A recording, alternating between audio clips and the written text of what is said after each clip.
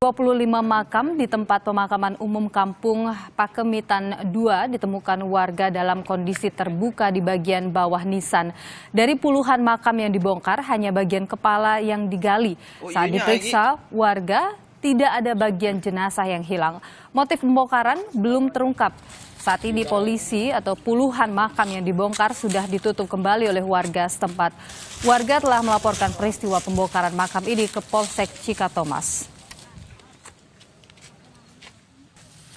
Setelah saya pulang kerja, dia melihat ke makam, ternyata dia ada lubang di tengah-tengah makam.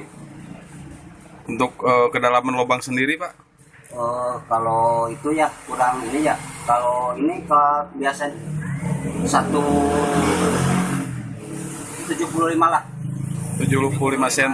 75 cm. Jadi lurus ke kepala, langsung ke bawah.